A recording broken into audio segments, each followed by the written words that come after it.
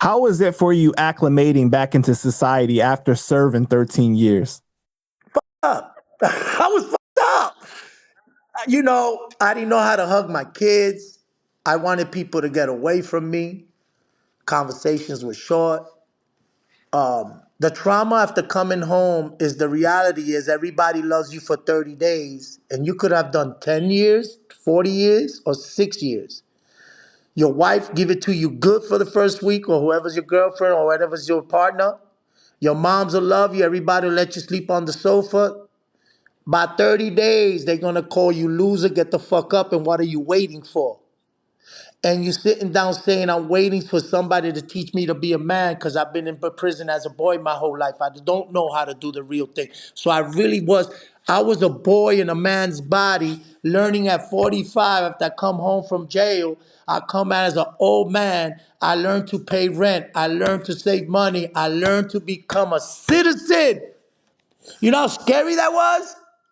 That I had to be obligated to grow and from 2009 to now I'm a business owner with a third grade education, that because I knew who I was and I built that foundation those 13 years, the feds came in 3 years, I looked in the mirror and I still have trouble. I lie sometimes and my fiance say, motherfucker, you ain't perfect. And I'm sorry.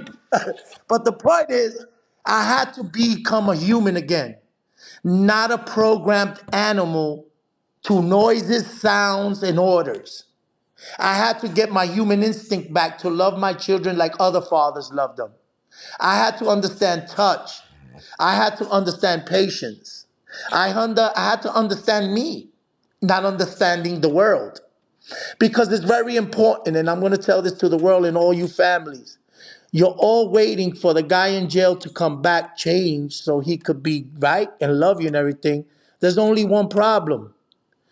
We changing and you expecting to change and you still stay your miserable fucking selfish selves.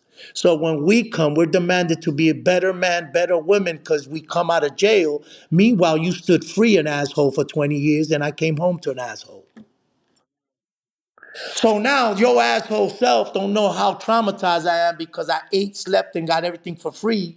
You think I'm supposed to come home better when I come home broken, traumatized, and fear that I don't believe in myself until someone loves me enough to give me the courage to believe in hope and to learn to become a man in a man's body instead of a boy that left a boy and now wants to practice in being a man. So you marry strangers or you love people or you jump into the wrong situation where they rush the process of re-engaging yourself to society. And that's what I do with Credible Messengers. We call Heal the Healers. I don't only teach you to help other people, I make sure your mental health is all right.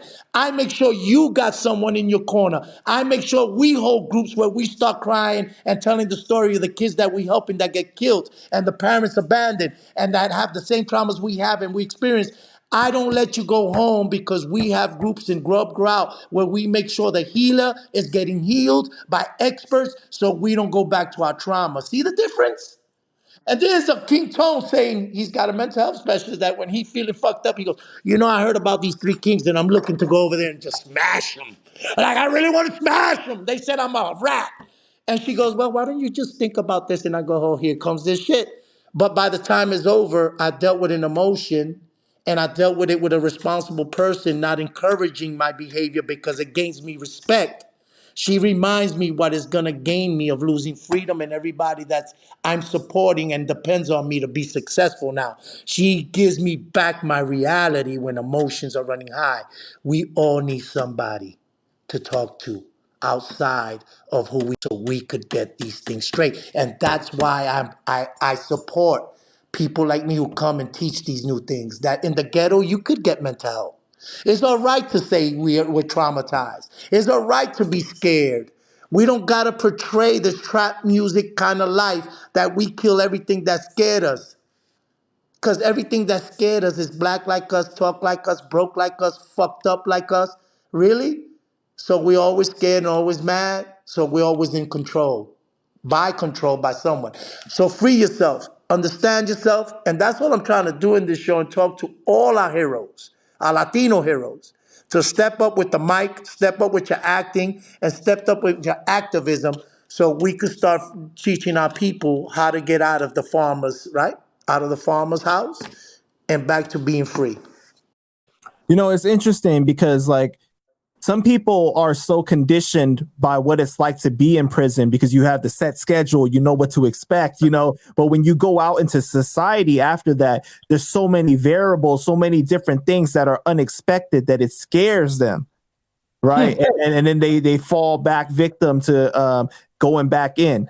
I've heard you say plenty of times that you know freedom is not overrated, and that's how you remind yourself not to react in certain ways, right? Because I can only imagine you struggling sometimes between how Tone would react and how Antonio would react, right, to certain Yeah, situations. it's funny because a lot of people, you know, it's funny. Most people ask me, and it's funny because people don't know. They go, "Don't you miss the power?" Imagine that, and that's the deepest truth. When a man could be powerful and people follow him when he's broke, imagine the power he has if he has the tools, the money, the resources to control that and do it in a way like the Martin Luther Kings and the Gandhis, right? Broke people have the most power because they do it out of compassion and the love of nothing.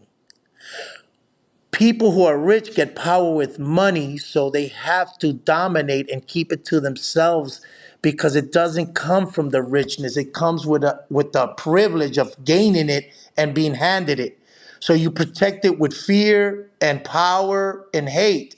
But those of us that are grassroots leaders, yeah, I miss the power. I miss the power that was corrupt, that I used to do corrupt with, but I still got the power and I love it so much more because it's focused, it's got a message, it's got a foundation, and it doesn't compromise. And as long as I deal with that, I stay free. Like you say, I stay on cue.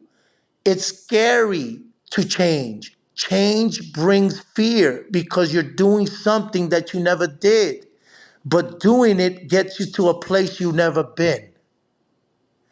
And failing the first time only guarantees that to get to where you're going, you won't do that mistake again, so you won't fail in that area. I didn't become a business owner so successful where I'm capturing by United Way and big folks, big money to do this loving work.